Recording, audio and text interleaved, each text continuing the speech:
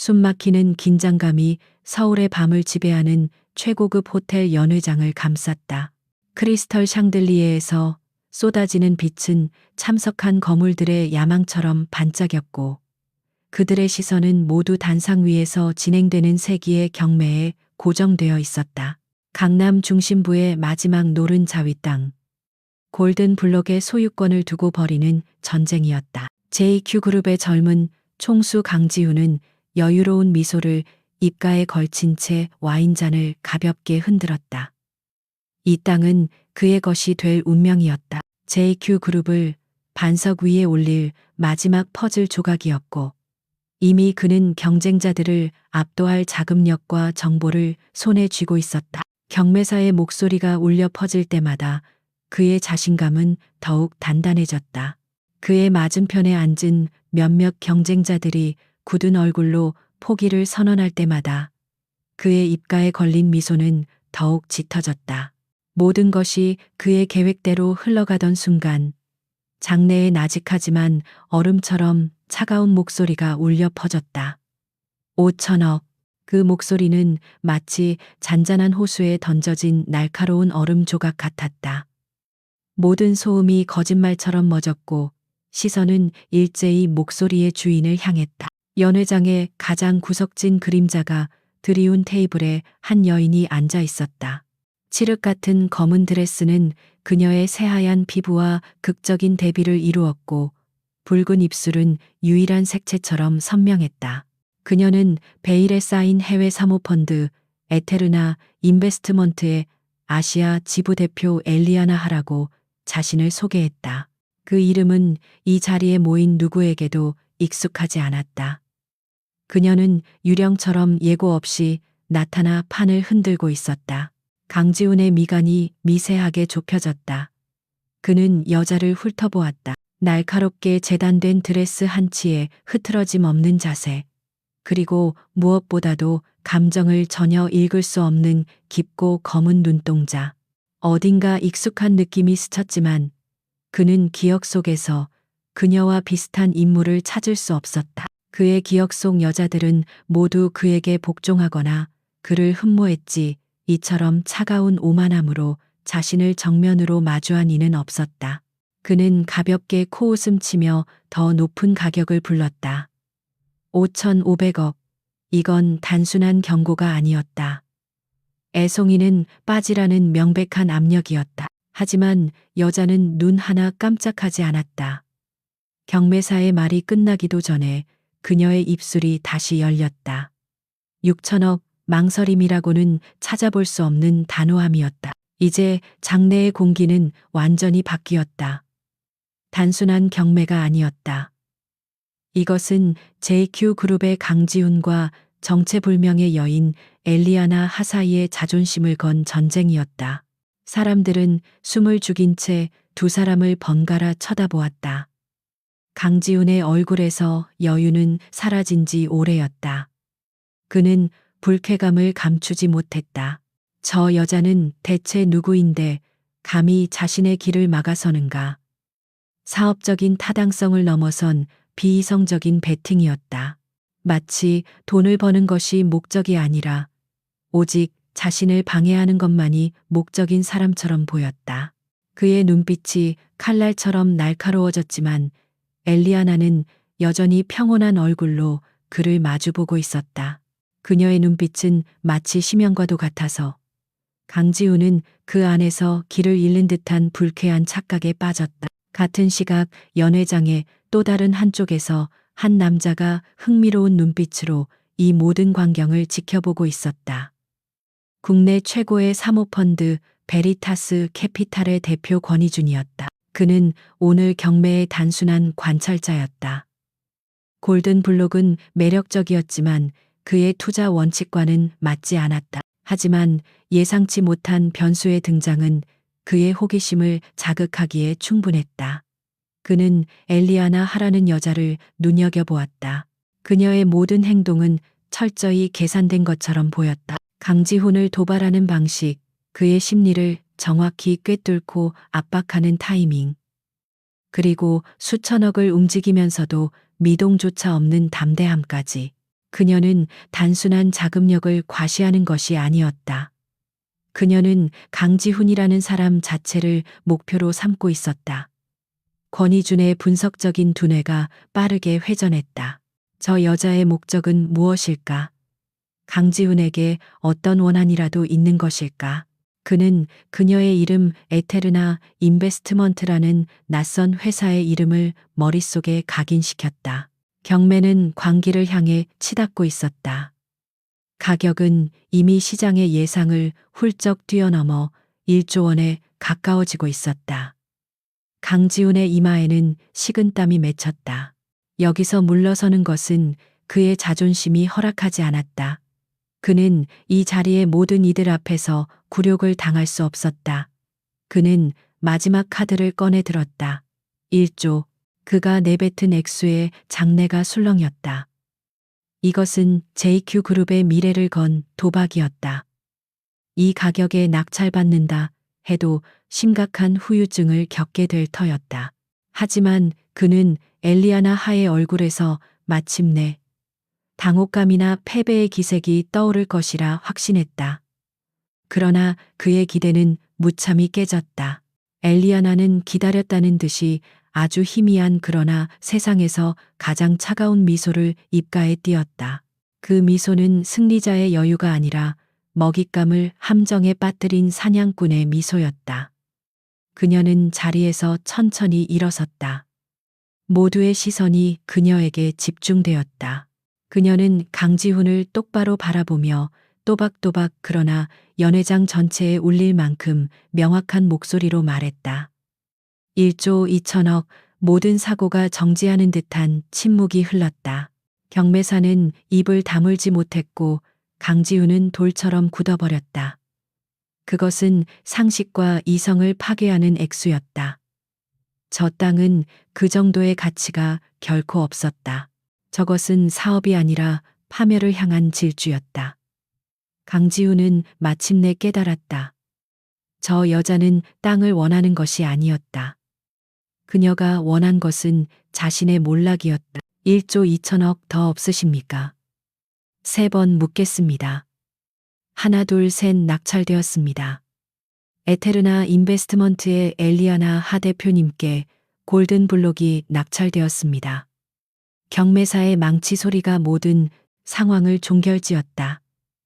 엘리아나는 가볍게 고개를 끄덕인 후 망연자실한 표정으로 주저앉은 강지훈에게는 눈길조차 주지 않고 몸을 돌렸다. 그녀가 연회장을 빠져나가는 걸음걸이는 마치 전쟁에서 승리한 여왕처럼 우아하고 위풍당당했다. 권희준은 와인잔을 내려놓았다. 그의 눈은 얼음처럼 차갑게 빛나는 그녀의 뒷모습을 좇고 있었다. 그의 머릿속에는 단 하나의 질문만이 강렬하게 맴돌았다. 저 여자 대체 누구지? 서울의 야경이 파노라마처럼 펼쳐지는 펜트하우스의 통유리창 앞에 엘리아나 하아니 하선우가 서 있었다. 방금 전 경매장에서의 승리는 그녀에게 아무런 감흥도 주지 못했다. 1조 2천억이라는 천문학적인 숫자는 강지훈의 얼굴에 절망을 새기기 위한 도구였을 뿐 그녀에게는 의미 없는 공허한 소리에 지나지 않았다. 그녀의 손가락이 무의식적으로 목덜미 뒤쪽으로 향했다. 최고급 실크 드레스 아래 아주 희미하게 남은 흉터의 감촉이 느껴졌다. 통증은 오래전에 사라졌지만 그날의 기억은 비가 내리는 날이면 어김없이 욱신거리는 유령통처럼 그녀를 찾아왔다. 5년 전 모든 것이 무너져 내렸던 그 밤, 하선우라는 여자가 죽고 엘리아나 하라는 복수의 화신이 태어났던 운명의 밤이었다. 5년 전에 하선우는 세상의 모든 것을 가졌다고 믿었다. 사랑하는 남편 강지훈, 그리고 친자매나 다름없었던 친구 윤설아. 그녀는 아버지가 물려주신 작은 건설 회사를 남편이 JQ 그룹이라는 거대한 제국으로 키워내는 것을 자랑스러워하며 헌신적으로 내조했다. 그녀의 세상은 남편을 중심으로 돌아갔고 그의 성공이 곧 자신의 행복이었다. 그녀는 의심이라는 단어를 몰랐다. 남편의 잦은 외박과 차가워진 말투를 그저 경무에 시달리는 스트레스 탓으로만 여겼다. 세상에서 가장 믿었던 친구 설아가 선우야, 지훈 씨는 너뿐이야. 너무 걱정하지 말라고 다정하게 위로해 줄 때마다 그녀는 바보처럼 그 말을 믿고 또 믿었다. 그녀의 순진함은 그녀의 세상을 지탱하는 기둥이자 동시에 모든 것을 무너뜨릴 약점이었다. 균열은 아주 사소한 것에서부터 시작되었다. 남편의 셔츠에서 발견된 낯선 향수 냄새, 그리고 그와 똑같은 향기가 설아의 차 안에서도 났을 때, 우연히 보게 된 남편의 휴대폰 속 다정한 메시지들 수신인의 이름은 내 사랑 S였다. 선우의 S일 리가 없었다.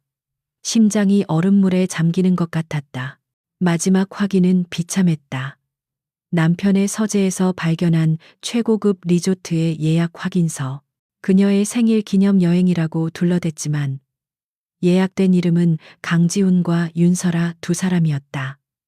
세상이 무너져 내리는 소리가 들렸다. 배신감은 슬픔을 넘어섰고 끓어오르는 분노가 그녀의 이성을 마비시켰다.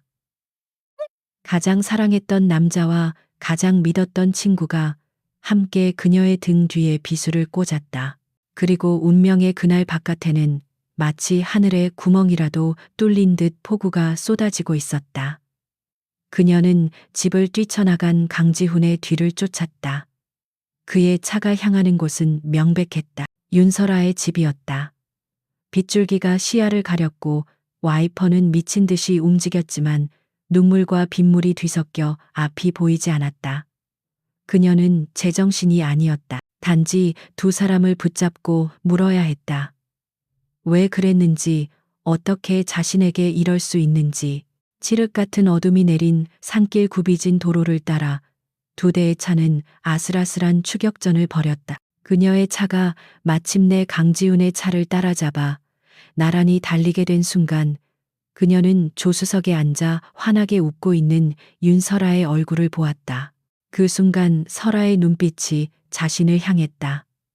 그 눈에는 미안함이나 당혹감이 아닌 차가운 조소와 승리자의 미소가 담겨 있었다. 그것이 그녀가 본 마지막 장면이었다. 옆에서 달려오던 거대한 트럭의 헤드라이트가 눈을 멀게 할 듯이 터져 나왔다. 아니, 트럭이 아니었다. 강지훈의 차가 의도적으로 그녀의 차 측면을 들이받았다. 끼익 하는 굉음과 함께 차체가 찌그러지고 그녀의 몸은 공중으로 떠올랐다가 곤두박질 쳤다. 차는 가드레일을 들이받고 산비탈 아래로 굴러떨어졌다. 뒤집힌 차 안에서 피를 흘리며 그녀의 희미해져가는 의식 속으로 마지막 소리가 파고들었다. 빗소리에 섞여 들려오는 두 사람의 목소리, 그리고 모든 것을 집어삼키는 듯한 차가운 정적, 죽음의 문턱에서 그녀는 깨달았다. 이것은 단순한 사고가 아니었다. 완벽하게 계획된 살인이었다. 다시 현재. 하선우는 차가운 유리창에 이마를 기댔다. 기적적으로 목숨을 건졌지만 그녀의 세상은 그날 밤 산산조각이 났다. 강지훈은 그녀가 죽은 줄로만 알고 모든 것을 차지했다. 그녀의 재산, 그녀 아버지의 회사, 그리고 그녀의 친구까지. 세상은 그녀를 운전 미숙으로 인한 비극적인 사고의 희생자로 기억했다. 하지만 그녀는 살아남았다. 그리고 지옥의 밑바닥에서 기어 올라와 복수를 맹세했다. 그녀의 눈앞에 걸린 거대한 디지털 스크린에는 JQ 그룹의 복잡한 지배구조와 재무 상태가 빼곡히 떠 있었다. 그녀는 지난 5년간 이 순간만을 위해 살아왔다. 강지훈과 윤설아가 자신에게서 앗아간 모든 것을 되찾는 것이 아니었다. 그들이 쌓아 올린 모든 것을 자신의 손으로 직접 가장 고통스러운 방식으로 무너뜨려 잿더미로 만들어 버리는 것. 그것이 그녀가 돌아온 유일한 이유였다. 차가운 분노가 그녀의 심장을 다시 뛰게 하는 유일한 연료였다. 골든 블록 경매의 충격파는 금융계를 강타했다. 강지훈과 JQ그룹은 하루아침에 조롱거리로 전락했고 엘리아나 하와 에테르나 인베스트먼트는 가장 뜨거운 이름으로 떠올랐다. 하지만 엘리아나는 축배를 들 시간이 없었다. 골든 블록은 단지 연극의 서막을 알리는 화려한 폭죽이었을 뿐 진짜 전쟁은 이제부터 시작이었다. 그녀의 다음 목표는 JQ 그룹의 핵심 계열사이자 강지훈의 자금줄 역할을 하는 청하 산업이었다. 그녀는 시장의 교란 작전을 펼치기 시작했다. 익명의 보고서를 통해 청하 산업에 숨겨진 부실을 폭로하고 공매도 세력을 동원해 주가를 폭락시켰다. 공황 상태에 빠진 소액 주주들이 투매를 시작하자 그녀는 유령처럼 나타나 그 주식들을 헐값에 조용히 사들였다. 모든 것은 5년간 그녀가 시뮬레이션했던 복수 시나리오대로 한치의 오차도 없이 진행되고 있었다. 그러나 그녀의 계획에 예상치 못한 변수가 끼어들었다. 바로 권희준과 그의 베리타스 캐피탈이었다. 베리타스 캐피탈은 청하 산업의 주요 채권자이자 2대 주주였다. 엘리아나의 공격으로 주가가 폭락하면서 그들 역시 막대한 손실을 입게 된 것이다. 권희준은 즉각 대응에 나섰다. 그는 엘리아나의 행동이 단순한 이익 추구를 넘어 청하 산업 안이 JQ 그룹 전체를 무너뜨리려는 명백한 의도를 가지고 있음을 간파했다. 그는 더 이상 이 미스터리한 여인을 관망할 수 없었다. 그는 자신의 영토를 침범한 맹수를 다루듯 신중하고도 단호하게 움직였다.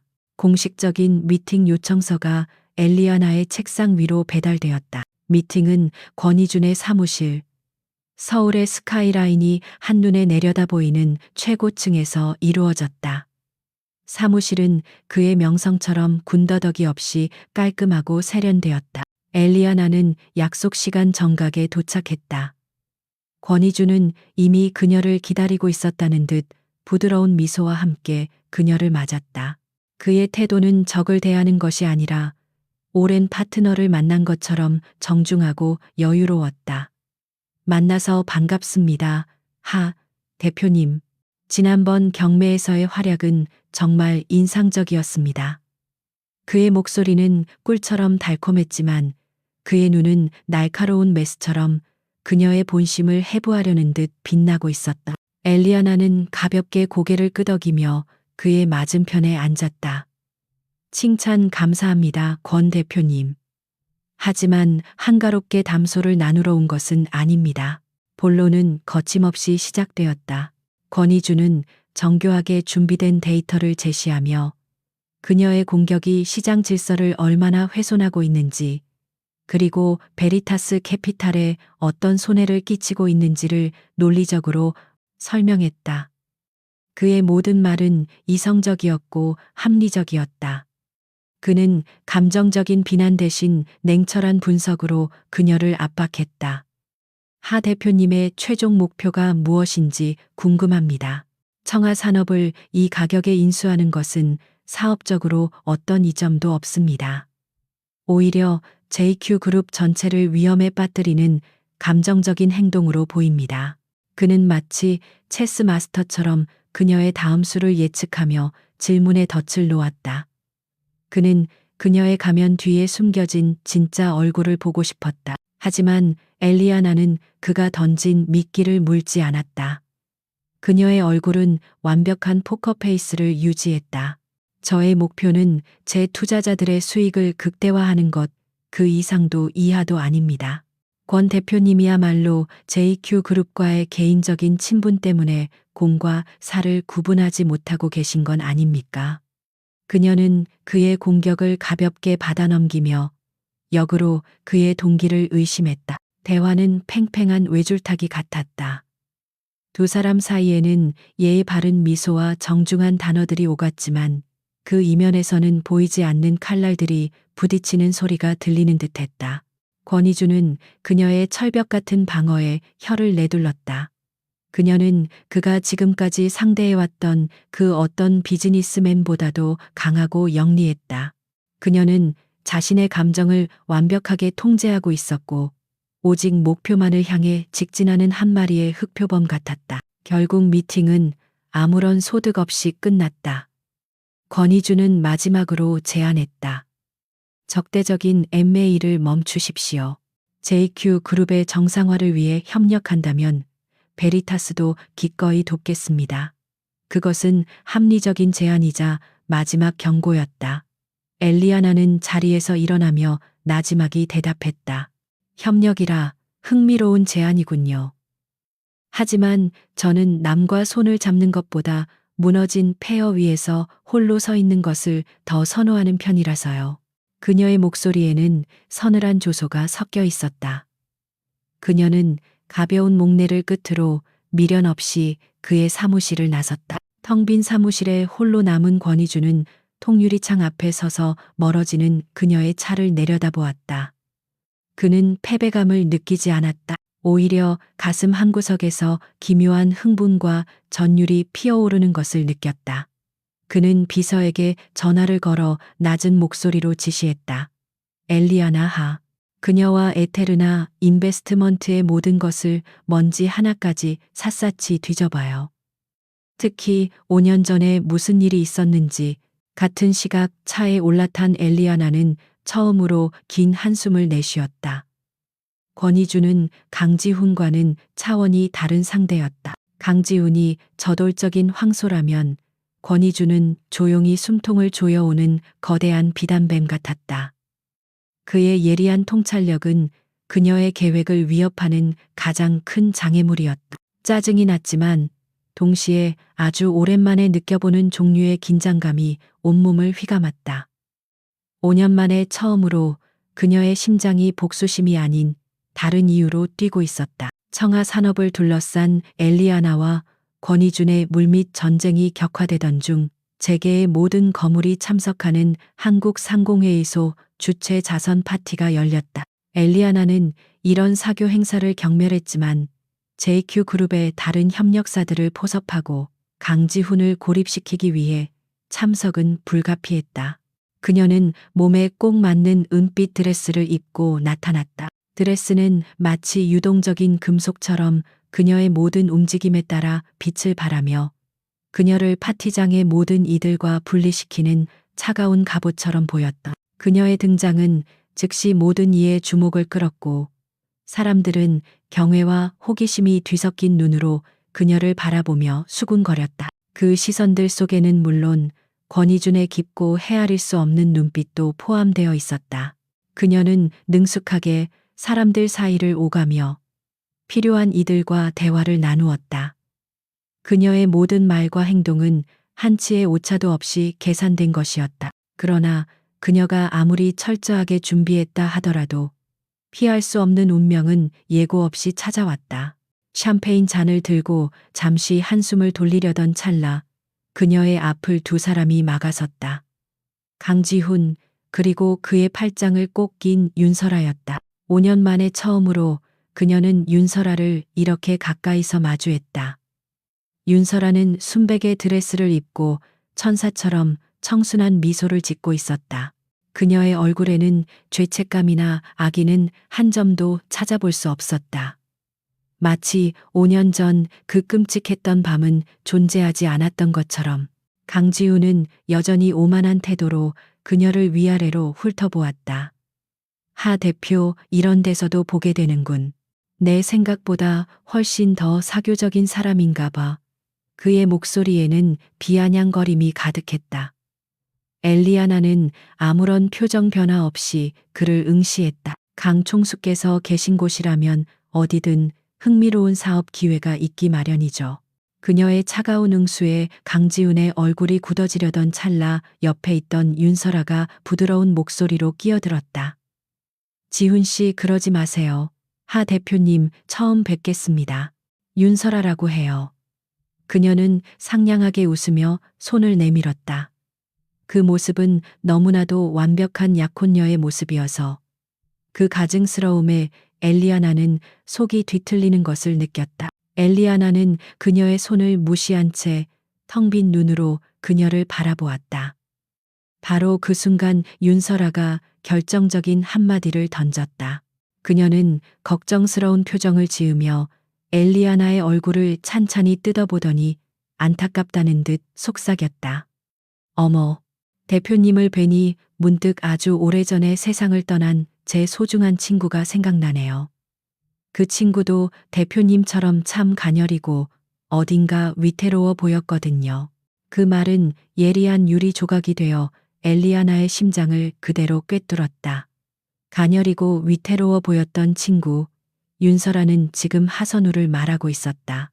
자신을 죽이려 했던 여자가 자신의 죽음을 애도하는 척 연기하고 있었다. 세상에 이보다 더 잔인한 희극이 있을까? 찰나의 순간 엘리아나의 완벽했던 가면이 산산조각 났다. 그녀의 눈동자가 걷잡을 수 없이 흔들렸다. 그 안에는 숨겨왔던 깊은 증오와 배신감, 그리고 감당할 수 없는 슬픔이 폭풍처럼 휘몰아쳤다. 그녀의 손에 들려있던 샴페인 잔이 미세하게 떨렸고 호흡이 가빠졌다. 그것은 아주 짧은 순간이었지만 멀리서 그들을 주시하고 있던 권희준의 눈은 그 변화를 놓치지 않았다. 그는 지금껏 단 한 번도 본 적 없는 철저하게 무장 해제된 엘리아나 하의 맨얼굴을 보았다. 그녀는 강철의 여왕이 아니었다. 깊은 상처를 입고 홀로 피 흘리고 있는 한 마리의 늑대였다. 엘리아나는 곧 정신을 차리고 얼음장 같은 목소리로 신뢰하죠. 한마디를 내뱉은 뒤 그 자리를 빠져나왔다. 그녀는 인적이 드문 테라스로 향했다. 차가운 밤 공기가 그녀의 불타는 머리를 식혀주길 바랐다. 그녀는 난간을 붙잡고 가쁜 숨을 몰아쉬었다. 분노보다 더 큰 것은 자기 자신에 대한 혐오감이었다. 고작 저런 연극에 흔들리다니. 5년간의 세월이 무색하게 느껴졌다. 그녀가 감정을 추스르려 애쓰고 있을 때 등 뒤에서 나직한 목소리가 들려왔다. 안에 있는 공기가 꽤 탁하군요. 권희준이었다. 그는 그녀가 무엇을 받는지, 왜 힘들어하는지 묻지 않았다. 그저 조용히 다가와 그녀의 손에 따뜻한 차가 담긴 찻잔을 쥐어주었다. 그의 행동에는 어떤 의도나 계산도 느껴지지 않았다. 그저 한 인간으로서의 순수한 배려 혹은 위로였다. 엘리아나는 놀라 그를 쳐다보았다. 그녀의 약점을 이용하려 들 줄 알았는데 그는 아무것도 묻지 않았다. 그의 깊은 눈은 그저 조용히 그녀를 담고 있을 뿐이었다. 침묵 속에서 두 사람은 한참 동안 서울의 야경을 내려다보았다. 수많은 불빛들이 발 아래에서 반짝였지만 그 순간 두 사람이 있는 공간만큼은 세상과 분리된 듯 고요했다. 권희준이 건넨 따뜻한 차의 온기가 그녀의 얼어붙었던 손을 그리고 아주 조금은 마음까지도 녹이고 있었다. 5년 만에 처음으로 그녀는 복수라는 갑옷 아래 숨겨진 자신의 상처를 타인에게 들킨 것만 같았다. 그리고 이상하게도 그 사실이 끔찍하게 느껴지지만은 않았다. 자선 파티가 있던 밤의 테라스에서의 짧은 만남은 두 사람 사이에 미묘한 변화를 가져왔다. 엘리아나는 권희준을 향한 경계심을 완전히 풀지는 않았지만 그를 단순히 제거해야 할 장애물로만 보지는 않게 되었다. 권희준 역시 마찬가지였다. 그는 가면 뒤에 숨겨진 엘리아나의 상처를 본 이후 그녀를 향한 호기심이 단순한 비즈니스적인 관심을 넘어섰음을 인정해야 했다. 그러나 감정의 변화와는 별개로 청아 산업을 둘러싼 그들의 전쟁은 더욱 교착 상태에 빠져들고 있었다. 엘리아나의 공격은 날카로웠지만 강지우는 예상보다 훨씬 더 완강하게 버텼다. 그는 비자금을 동원하고 정관계 로비를 통해 방어막을 치며 엘리아나의 자금줄을 압박해왔다. 엘리아나는 강지훈의 검은 돈의 출처를 파고들었지만 결정적인 증거를 찾지 못한 채 벽에 부딪혔다. 같은 시각 권희준 역시 난관에 봉착해 있었다. 그의 지시를 받은 팀은 엘리아나 하와 에테르나 인베스트먼트의 뒷조사를 진행했지만 그녀의 과거는 완벽한 백지 상태였다.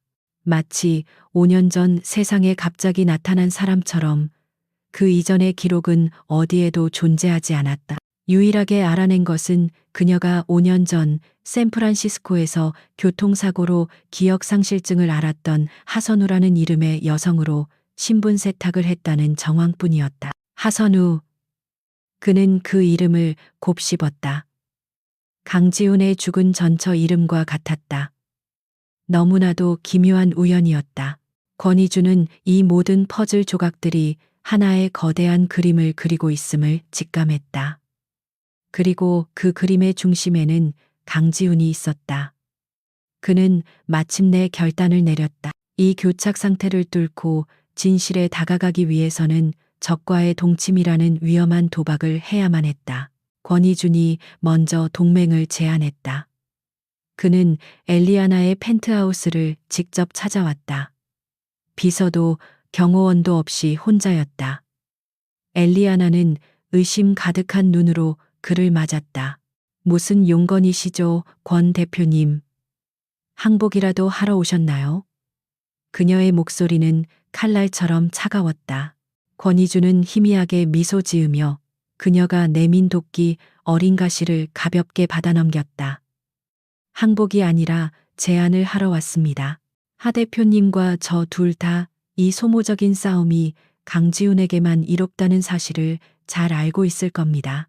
우리의 목표는 다르지만 당분간 우리가 가야 할 길은 같은 방향을 향하고 있습니다.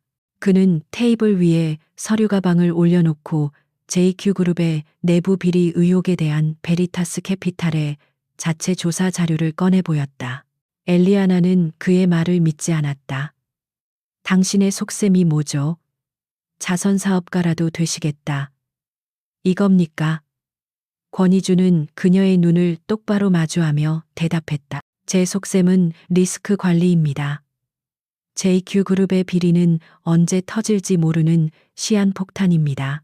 그게 터지기 전에 제 투자금을 안전하게 회수하고 부실을 정리하는 것이 제 목표입니다. 당신은 강지훈을 개인적으로 파멸시키고 싶어 하는 것 같고, 어떻습니까? 목적은 다르지만 수단은 공유할 수 있지 않겠습니까?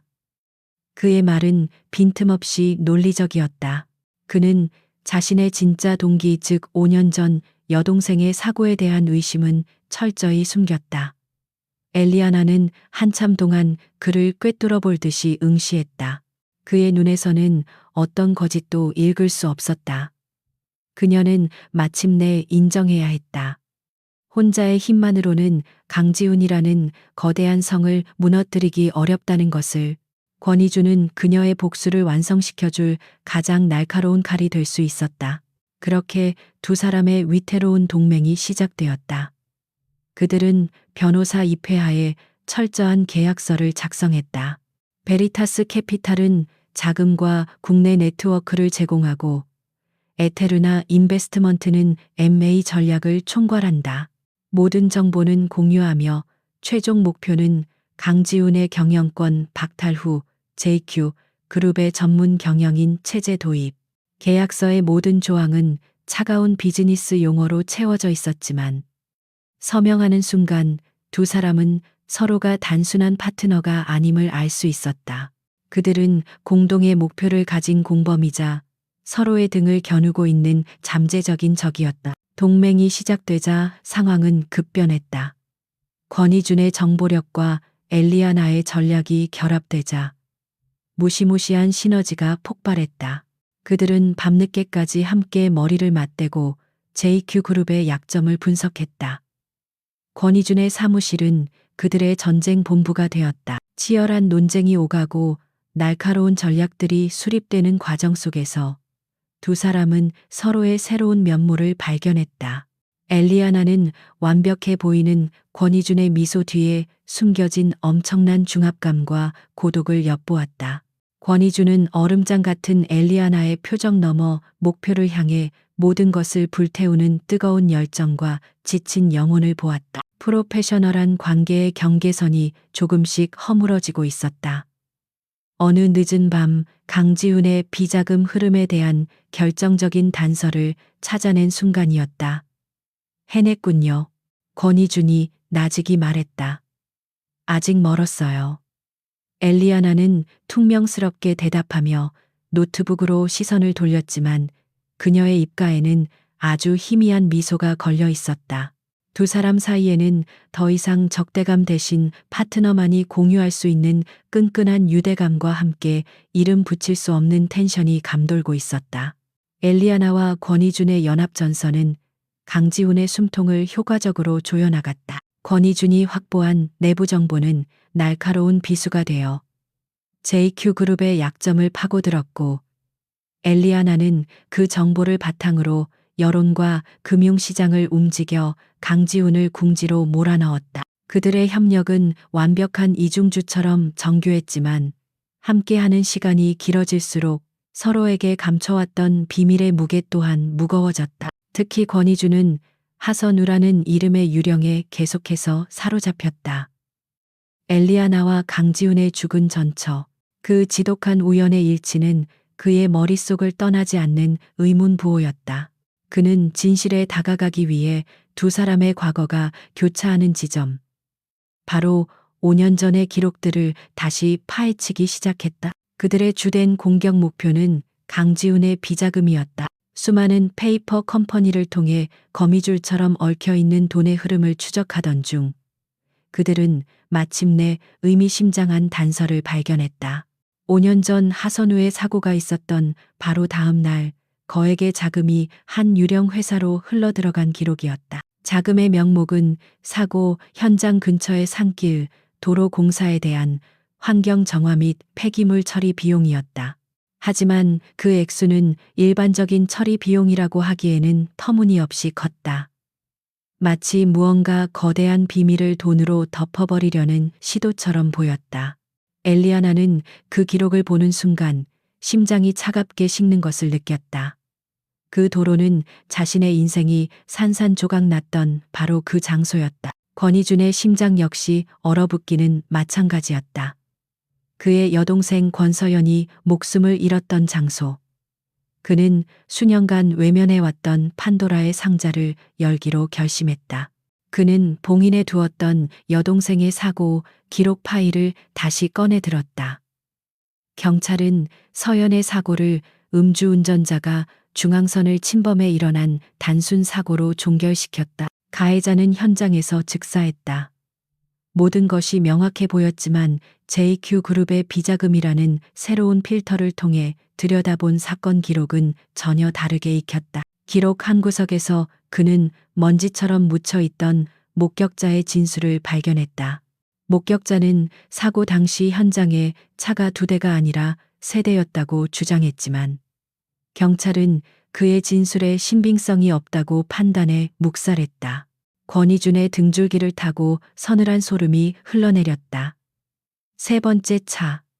그것은 하선우의 차였을까?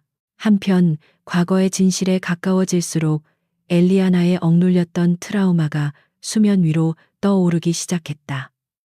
그녀는 밤마다 끔찍한 악몽에 시달렸다. 빗줄기와 비명 부서지는 금속음, 그리고 자신을 내려다보던 윤설아의 차가운 미소. 기억의 파편들은 날카로운 칼날이 되어 그녀의 잠을 핥히었다. 어느 날 오후 작전 회의 도중 모니터에 떠오른 사고, 현장의 위성 지도를 본 순간 그녀는 갑자기 숨을 쉴 수가 없었다. 눈앞이 캄캄해지고 차가운 식은땀이 온몸을 적셨다. 그녀는 비틀거리며 회의실을 뛰쳐나갔다. 그녀의 이상 행동을 목격한 권희준은 말없이 그녀의 뒤를 따랐다. 그는 비상계단에 주저앉아 가쁘게 숨을 몰아쉬고 있는 그녀를 발견했다. 그녀는 지금껏 그가 봐왔던 가장 연약하고 위태로운 모습이었다. 그는 조용히 다가가 그녀의 옆에 앉았다. 비난이나 질문 대신 그는 자신의 이야기를 먼저 꺼냈다. 5년 전 오늘 내 여동생이 죽었어요. 바로 저 지도에 있는 도로에서. 그의 목소리는 낮고 무겁게 가라앉아 있었다. 엘리아나는 놀라 고개를 들었다. 그의 눈에는 그녀가 자신의 눈에서도 매일같이 보던 깊이를 알 수 없는 슬픔과 상실감이 담겨 있었다. 권희준은 그녀의 눈을 피하지 않고 말을 이었다. 당신의 과거 기록을 조사했습니다. 당신이 5년 전 샌프란시스코에서 사고를 당했고 그 전의 기록은 없다는 것도 압니다. 하지만 난 압니다. 당신이 엘리아나 하가 아니라는 걸. 당신 하선우 씨 맞죠? 그것은 추궁이 아니었다. 진실을 갈망하는 한 영혼의 절박한 질문이었다. 그의 눈 속에 담긴 고통을 본 순간 엘리아나의 마지막 방어벽이 무너져 내렸다. 그녀는 더 이상 자신의 정체를 숨길 수 없었다. 그녀는 떨리는 목소리로 아주 오랫동안 잊었던 자신의 진짜 이름을 내뱉었다. 맞아요. 내가 하선우예요. 그녀는 마침내 모든 것을 고백했다. 남편과 친구의 배신, 그리고 비 내리던 밤의 추격전과 의도된 사고까지. 그녀는 자신이 절벽 아래로 추락했던 차의 주인이었다는 사실을 털어놓았다. 회의실에는 무거운 침묵이 흘렀다. 권희주는 거대한 충격에 휩싸였다. 눈앞에 이 여인이 그의 파트너이자 적이었던 이 여인이 강지훈의 죽은 아내였다니. 그녀의 복수가 왜 그토록 처절하고 필사적이었는지 이제야 모든 조각이 맞춰졌다. 하지만 하나의 퍼즐 조각이 맞춰지자 훨씬 더 거대하고 불길한 질문이 떠올랐다. 하선우의 사고와 그의 여동생의 죽음은 같은 날 같은 장소에서 일어났다. 그렇다면 그날 밤 그곳에서는 대체 무슨 일이 있었던 것일까? 두 개의 비극은 별개의 사건이 아니었다. 거대한 음모의 시작과 끝이었다. 그의 시선이 그녀에게 고정되었다. 그의 머릿속은 단 하나의 질문으로 가득 찼다. 그렇다면 그날 밤 당신은 뭘 봤습니까? 권희준의 질문은 칠흑 같은 어둠 속 한 줄기 섬광처럼 하선우에 닫혀있던 기억의 문을 강제로 열어젖혔다. 그날 밤 당신은 뭘 봤습니까? 그녀는 떨리는 손으로 머리를 감싸 쥐었다. 잊고 싶었던, 아니 잊었다고 믿었던 그날의 영상들이 깨진 유리 조각처럼 머릿속을 파고들었다. 맹렬한 빗줄기 미친 듯이 흔들리는 와이퍼, 그리고 강지훈의 차가 자신의 차를 들이받던 순간의 끔찍한 충격, 그리고 그녀의 눈이 공포로 크게 뜨였다. 절벽 아래로 추락하기 직전 그녀는 분명히 보았다. 강지훈의 차 조수석에서 자신을 내려다보던 윤설아의 얼굴을. 그 얼굴에 떠오른 것은 당황이나 공포가 아니었다. 오랫동안 기다려온 순간을 마침내 맞이한 자의 차가운 희열과 만족감이었다. 그 미소는 그녀의 뇌리에 화인처럼 찍혀 있었다. 윤설아, 그 여자였어요. 하선우는 간신히 목소리를 쥐어짰다. 날 절벽으로 민 건 강지훈이었지만 그 모든 걸 조종하고 있던 건 윤설아였어요. 그 고백은 권희준의 머릿속에 흩어져 있던 모든 의심의 조각들을 하나로 꿰맞췄다. 5년 전 경찰이 묵살했던 세 번째 차량의 목격자. 그는 그 목격자를 찾아야만 했다. 그가 바로 이 거대한 음모를 풀어낼 유일한 열쇠였다. 베리타스 캐피탈의 정보망이 총동원되었다. 며칠간의 끈질긴 추적 끝에 그들은 마침내 5년 전의 목격자를 찾아냈다. 이제는 은퇴하여 작은 시골 마을에서 낚시터를 운영하며 조용히 살고 있는 노인이었다. 노인은 처음에는 손사래를 치며 입을 열기를 거부했다. 5년 전 경찰에게 진술했다가 정신 나간 늙은이 취급을 당했던 기억 때문이었다. 하지만 권희준이 자신의 여동생 사진을 보여주며 간절하게 진실을 애원하자 노인은 마침내 무겁게 입을 열었다. 그가 털어놓은 그날 밤의 진실은 두 사람이 상상했던 것보다 훨씬 더 끔찍하고 잔혹했다. 노인은 그날 밤 낚시를 마치고 집으로 돌아가던 길에 모든 것을 목격했다. 강지훈의 차가 하선우의 차를 고의적으로 들이받아 절벽 아래로 밀어 떨어뜨리는 장면을. 그리고 차에서 내린 것은 강지훈이 아니라 조수석에 앉아있던 젊은 여자 윤설아였다. 그녀는 비를 맞으며 절벽 끝으로 걸어가 차가 완전히 추락한 것을 확인하고는 만족스러운 표정으로 돌아섰다. 바로 그때였다.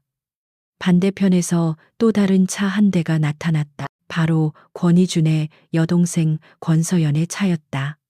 서연은 눈앞의 광경에 놀라 차를 세웠고 그 순간 그녀의 시선은 윤설아와 정면으로 마주쳤다. 모든 것을 뒤엎는 진실이 바로 그 지점에서 드러났다.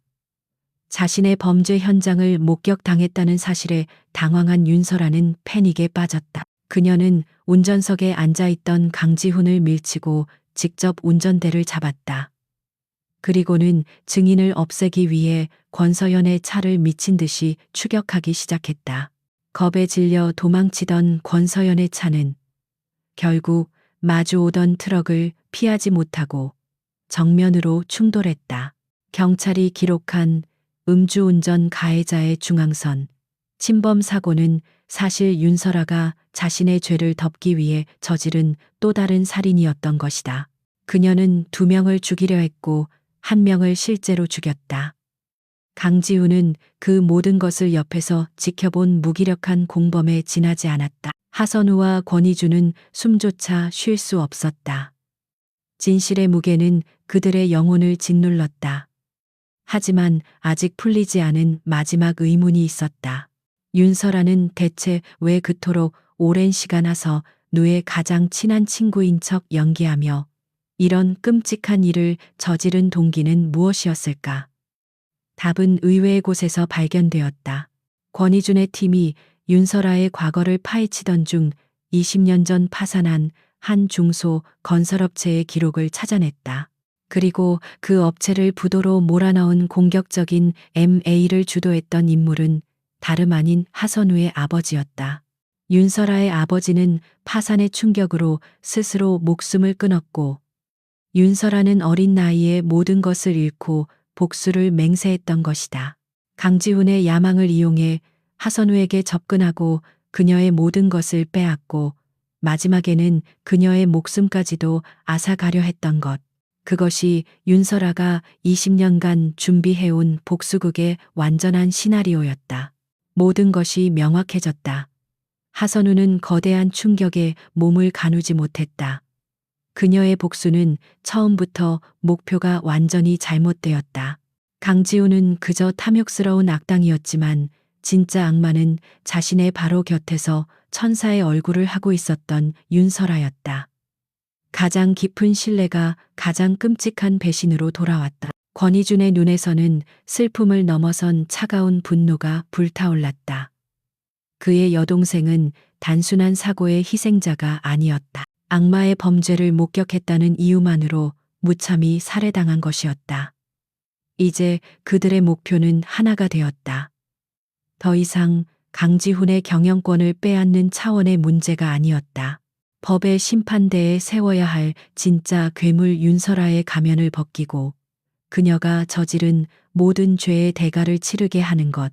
하선우와 권희주는 말없이 서로를 바라보았다. 두 사람의 눈에는 같은 종류의 지옥의 불길보다도 더 뜨겁고 차가운 복수심이 타오르고 있었다. 목격자의 증언이 가져온 진실의 무게는 두 사람의 세계를 송두리째 흔들어 놓았다. 하선우는 텅 빈 펜트하우스에서 며칠 동안 칩거했다. 그녀를 5년간 지탱해온 복수라는 기둥이 무너져 내렸다. 강지훈을 향한 분노는 명확하고 뜨거웠지만 윤설아를 향한 감정은 훨씬 더 복잡하고 고통스러웠다. 그것은 단순한 분노가 아니었다.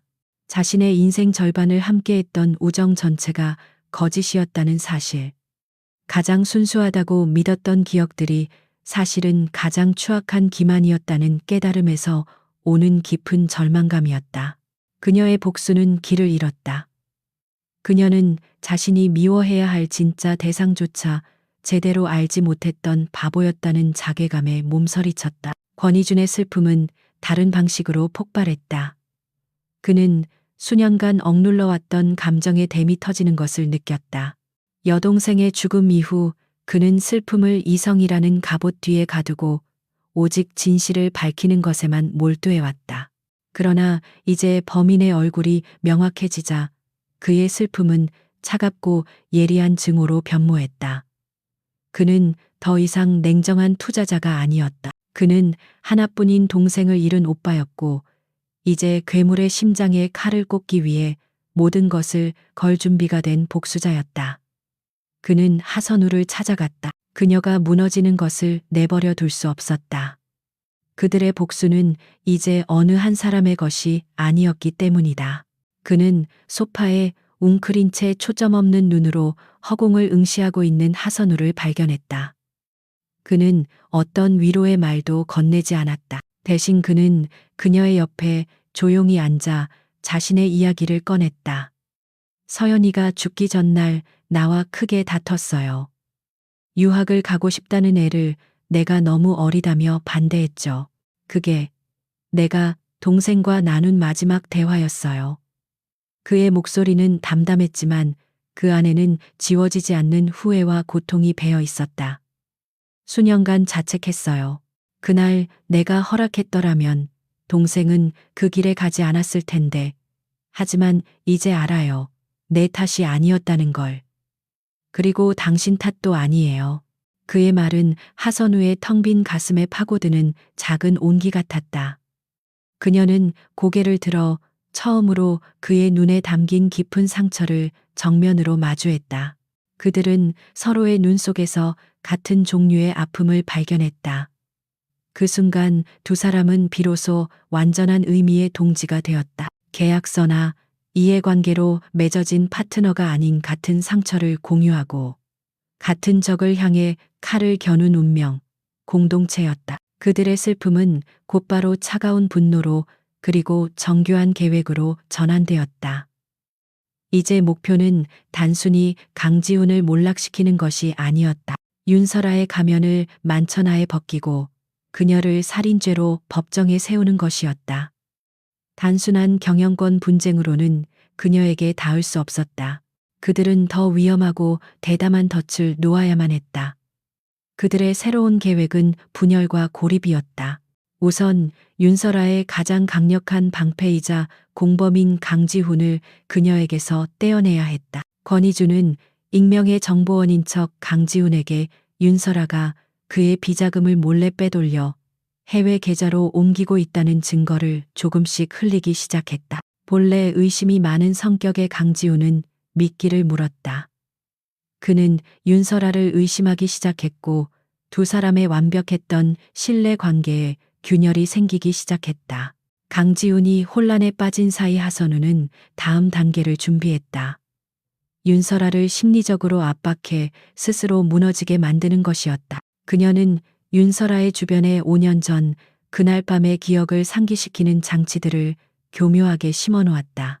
권서연이 즐겨 듣던 희귀한 클래식 음악이 윤설아가 참석한 파티에서 흘러나오게 하고 그녀가 타는 차의 라디오에서 5년 전 사고에 대한 미스터리를 다루는 프로그램이 나오도록 손을 썼다. 그리고 결정적으로 5년 전의 목격자였던 노인을 윤설아의 눈에 띄는 곳에 일부러 나타나게 했다. 죄책감이라고는 없을 것 같던 윤설아 역시 과거의 망령들이 자신의 주위를 배회하기 시작하자 조금씩 흔들리기 시작했다. 그녀의 완벽한 포커페이스 뒤에 불안과 초조함이 싹트고 있었다. 이 위험한 계획을 함께 실행하면서 하선우와 권희준의 관계는 이전과는 비교할 수 없을 정도로 깊어졌다. 그들은 더 이상 서로의 사적인 영역을 존중하는 비즈니스 파트너가 아니었다. 서로의 가장 깊은 상처와 약한 모습을 모두 공유한 사이가 되었다. 어느 늦은 밤 작전 회의가 끝나고 잠시 침묵이 흘렀다. 도시의 불빛이 창밖에서 아스라이 빛나고 있었다. 하선우는 자신도 모르게 떨리는 손을 감추려 주먹을 쥐었다. 그 순간 권희준이 조용히 다가와 그녀의 손 위로 자신의 손을 겹쳐 잡았다. 그의 손은 따뜻하고 단단했다. 어떤 말도 필요 없었다. 그 온기를 통해 혼자가 아니다라는 분명한 메시지가 전해졌다. 어둠 속에서 두 개의 외로운 영혼은 서로에게 기댈 유일한 안식처가 되어가고 있었다. 결전의 날이 밝았다. JQ 그룹의 정기 주주총회가 열리는 날이었다. 하선우와 권희준은 이미 의결권을 충분히 확보하여 강지훈의 해임안을 상정할 준비를 마친 상태였다. 주총장은 JQ 그룹의 운명이 걸린 전쟁터였고 그곳에 모인 모든 이들의 얼굴에는 팽팽한 긴장감이 감돌았다. 강지우는 윤설아에 대한 의심과 배신감으로 밤새 잠을 설친 듯 초췌한 얼굴로 단상에 앉아 있었다. 그는 어떻게든 경영권을 지켜내야 했지만 이미 전세는 돌이킬 수 없을 정도로 기울어 있었다. 그러나 하선우와 권희준에게 주주총회는 서막에 불과했다. 그들의 진짜 무대는 다른 곳에 있었다. 진짜 사냥감이 걸려들기를 기다리는 정교하게 설계된 덫이었다. 며칠 전 그들은 마지막 미끼를 던졌다. 5년 전 목격자가 결정적인 증거인 차량 블랙박스 영상을 복원했으며 곧 경찰에 제출할 것이라는 거짓 정보를 윤설아의 귀에 흘려보냈다. 그들의 예상대로 궁지에 몰린 윤설아는 이성을 잃었다. 그녀는 증거를 인멸하고 목격자를 영원히 침묵시키기 위해 주주총회에도 불참한 채 노인의 낚시터로 향했다. 그녀는 자신의 완벽한 범죄가 한 늙은이의 기억과 낡은 녹화, 영상 때문에 무너지는 것을 용납할 수 없었다. 그녀가 외딴 낚시터에 도착했을 때 그녀를 기다리고 있던 것은 겁에 질린 노인이 아니었다. 굳게 닫힌 낚시터의 문이 열리자 그 안에는 죽은 줄로만 알았던 하선우와 그녀의 곁을 지키고 선 권희준이 서 있었다. 윤설아의 얼굴에서 순식간에 핏기가 가셨다. 그녀는 귀신이라도 본 듯 뒷걸음질 쳤다. 하선우, 내가 어떻게 살아? 하선우는 천천히 그녀에게 다가갔다. 그녀의 눈은 더 이상 복수심으로 불타오르지 않았다. 그저 깊이를 알 수 없는 공허함과 슬픔만이 담겨 있었다. 나야, 설아야. 네가 죽이려고 했던 내 소중한 친구. 마지막으로 묻고 싶어서. 왜 그랬어? 내가 뭘 그렇게 잘못했는데 넌 나를 그렇게 증오했니? 그녀의 목소리는 애절했다. 마지막 남은 우정의 편린에 대한 미련 섞인 질문이었다. 그 순간 궁지에 몰린 윤설아의 얼굴에서 마침내 천사의 가면이 벗겨져 내렸다. 그녀는 광기 어린 웃음을 터뜨렸다. 잘못 넌 태어난 것 자체가 잘못이었어. 내 아버지가 우리 가족을 짓밟았을 때 넌 아무것도 모른 채 공주처럼 살았지. 내가 가진 모든 것, 내 행복, 내 미소, 그 모든 게 역겨웠어. 그래서 다 빼앗아주고 싶었어. 내 남자, 내 회사 그리고 내 목숨까지도. 그녀는 증오의 찬 목소리로 모든 것을 쏟아냈다. 그녀의 얼굴에는 후회나 죄책감 따위는 없었다. 오직 자신의 복수가 거의 성공할 뻔했다는 뒤틀린 쾌감만이 가득했다. 그녀는 마치 승리자처럼 소리쳤다. 그래, 내가 그랬어. 내가 내 차를 절벽으로 밀어버리라고 강지훈을 부추겼어. 그 멍청이는 내가 시키는 대로 했을 뿐이야. 그때 그림자처럼 서 있던 권희준이 앞으로 나섰다. 그의 목소리는 얼음보다도 차가웠다. 내 동생은 당신의 복수와 아무 상관도 없었소. 그 애는 왜 죽여야 했지? 윤설아는 권희준을 벌레 보듯 쳐다보며 비웃었다. 내 동생, 그 재수없는 계집애, 그 애는 그냥 잘못된 시간에 잘못된 장소에 있었을 뿐이야. 내 완벽한 계획을 망칠 뻔했거든. 그래서 처리해버렸지. 어때? 이제 속이 시원해. 그녀는 자신이 모든 상황을 통제하고 있다고 착각한 채 자신의 모든 범죄를 의기양양하게 자백했다. 그녀가 알지 못했던 단 한 가지 사실은 낚시터 안에 설치된 소형 카메라를 통해 이 모든 대화가 JQ그룹 주주총회장에 실시간으로 생중계되고 있었다는 것이었다. 주주총회장은 아수라장이 되었다. 스크린을 통해 윤설아의 소름 끼치는 자백을 들은 강지우는 얼굴이 새하얗게 질린 채 그대로 얼어붙었다. 수백 명의 주주와 기자들은 경악을 금치 못했다. 재계의 신데렐라로 알려졌던 JQ그룹의 안주인이 사실은 살인자였다는 충격적인 진실 앞에 모두가 할 말을 잃었다. JQ그룹의 주가는 실시간으로 폭락하기 시작했고 강지훈의 제국은 단 몇 분 만에 잿더미가 되어 무너져 내리고 있었다. 윤설아가 자신의 승리를 만끽하며 마지막 독서를 내뱉으려는 순간 낚시터 밖에서 요란한 경찰 사이렌 소리가 울려 퍼졌다. 그제야 그녀는 자신이 함정에 빠졌다는 것을 깨달았다. 그녀의 얼굴에서 의기양양함은 사라지고 믿을 수 없다는 표정과 함께 처절한 분노가 떠올랐다. 경찰들이 들이닥쳐 발악하는 윤설아에게 수갑을 채웠다. 주주총회장에 있던 강지훈 역시 살인 공모 혐의로 현장에서 체포되었다. 모든 것이 끝났다. 길고 길었던 복수가 마침내 막을 내렸다. 하선우와 권희주는 낚시터 밖에 서서 멀어져가는 경찰차의 붉고 푸른 경광등을 말없이 바라보았다. 전쟁은 끝났고 그들은 승리했다. 그러나 두 사람 사이를 감싼 침묵 속에는 승자의 환희 대신 영혼까지 타버린 듯한 깊은 피로감과 공허함만이 무겁게 내려앉아 있었다. 몇 달의 시간이 흘렀다.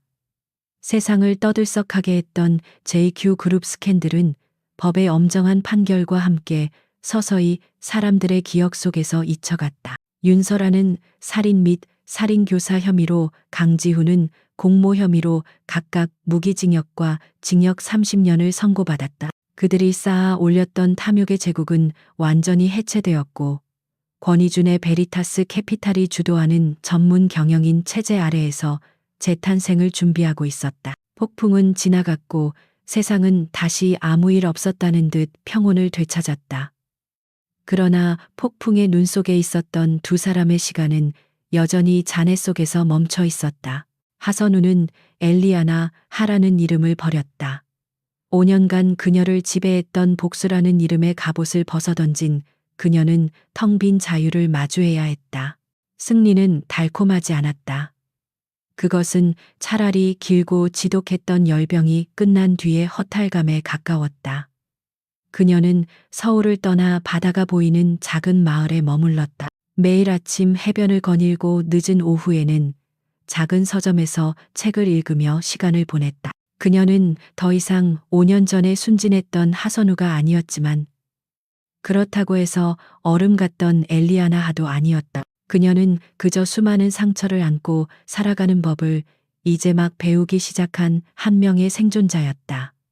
복수라는 목적지가 사라진 삶의 지도 위에서 그녀는 새로운 길을 찾아야 했다. 권희준 역시 변해 있었다.